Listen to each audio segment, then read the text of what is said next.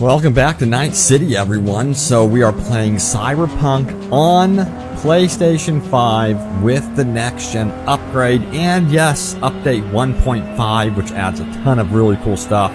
We got new weapons, all sorts of goodies. But today in this video, I really wanted to focus on the new traffic additions, which there's new upgraded stuff happening with traffic, but also NPCs around the world. Crowd interactions, things like that. So I say we test it out, shall we? So let's do this right now. So first of all, one of the cool things about this game, I'm gonna purposely try to stop traffic here. I want to show you some of the really cool stuff they've done with the traffic, and it varies dependent on the day. Okay, here, this is perfect. Hop out.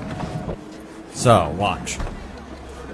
So as you can see, they've added an entirely new suspension model to all traffic in Cyberpunk 2077. And it really brings life to the cars and the vehicles that, of course, that you're not controlling. Watch this. I just love the look of and the movement of the vehicles now. And all the traffic. It just looks so much better. Previously, before update 1.5, I was like, everything looks so weird in this game when it moves. But now it legit carries weight. It looks so good. Watch this. Oh, still look pretty good right there. But yeah, one thing that does change the traffic, if we go back here, let's get into a crowded area in the city.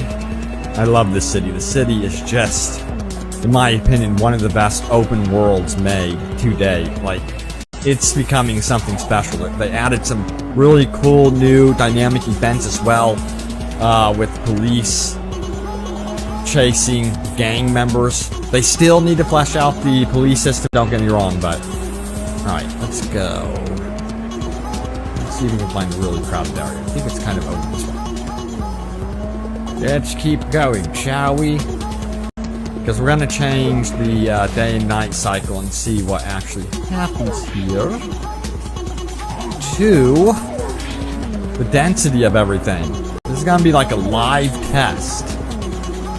I think this should be a good area right here, don't you? I think this might be. I don't know. We'll see. So what we're going to do is we're going to hop out. Hopefully we don't get run over. Dear God. So we have a few pedestrians walking around. Let's check out what time it is right now. 2:40 a.m. So it's not going to be as dense, but I'm curious to see what happens if we skip time. And they added this cool new skip time function. Let's do midday. Should we do midday? I think we should. I like the look of this. It's so much easier to read than they had previously. Just a lot more cleaner. We bent down there. Okay, so we have a bunch more cars, first of all. Nice! Not a lot of people over here, but a lot more traffic. My God, yes, this is what I wanted to see, because especially on PlayStation 5, for me, since it was the like up-res version of the PS4, there was hardly any traffic. It was embarrassing. But yeah, we have some street vendors here, it looks like. I would like a hot dog, please. Thank you. But yeah, this is nice. And the lighting model looks so good. We're gonna also test out ray tracing mode in just a moment, but this mode is by far my favorite mode. This is going to be your performance mode. Wait, let me see if I see a really nice car. I want it. I want to steal it. Ooh, yeah, nice ride. I'm sorry, sir, but I need to take this from you just for the demonstration, and I promise you I will return it. Okay, so let's rock and roll. See how smooth it is? This is 60 frames per second.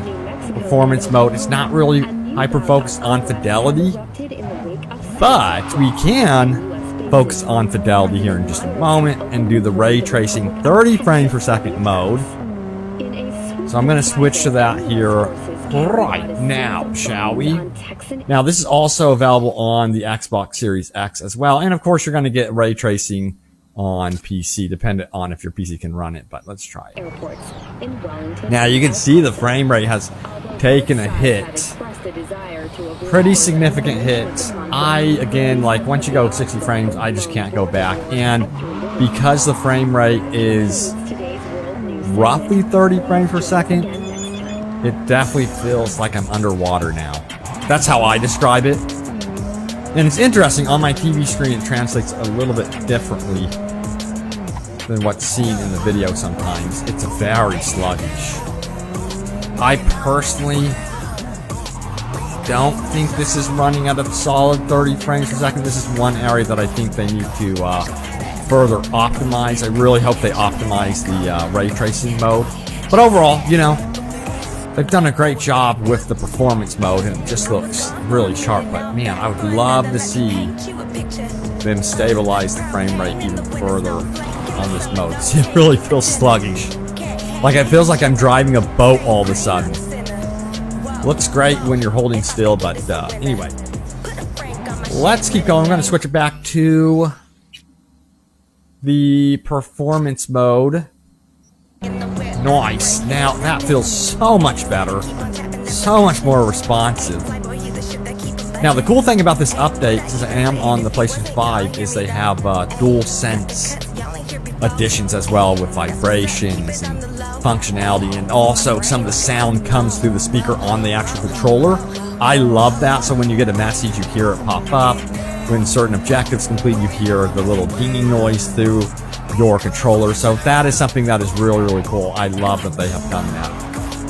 But so far, I am thinking that Cyberpunk is back. Like, this is the time where I'm like, I really recommend Cyberpunk. You know, earlier I was saying to everyone, hey, you know, hold off, don't play the game yet. There's going to be the next gen update. There's going to be update 1.5. And I was really worried because I thought maybe this was going to be a complete miss with this update. But there's enough content in here and enough improvements to where, like, if you're a beginning starter, oh, motorcycle, I got to show you guys some stuff with the motorcycles. They have been improved. But if you're a beginner with Cyberpunk, this is the time to play. I'm gonna hop on this, baby. Now this is cool. This is freaking awesome. They have completely overhauled,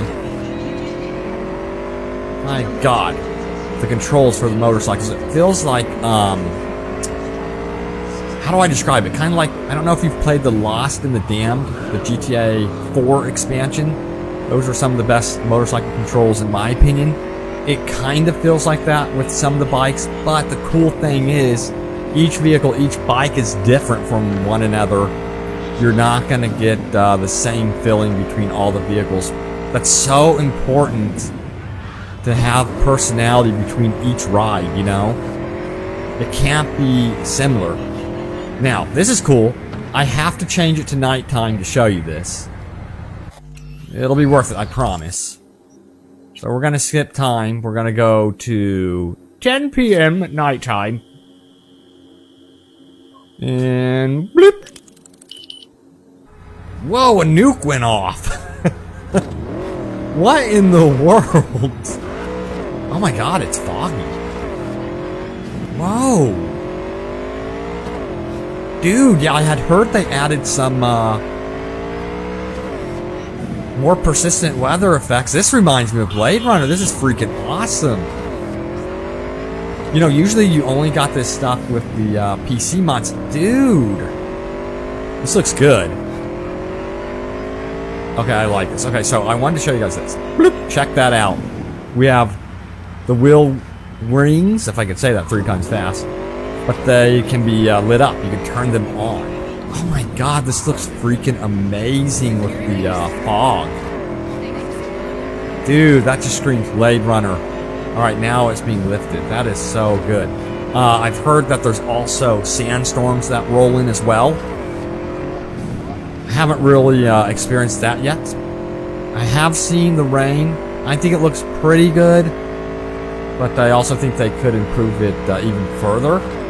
Push that weather effect. But it's not like top priority. I think they're getting the top priority stuff nailed down first and foremost. Also, check this out. I'm going to stop right here. Look at how sharp this game looks. Look at this. Check this out. They added the ability to do donuts with all cars Yeah, and motorcycles. It's just they've completely reworked the physics of all of the vehicles.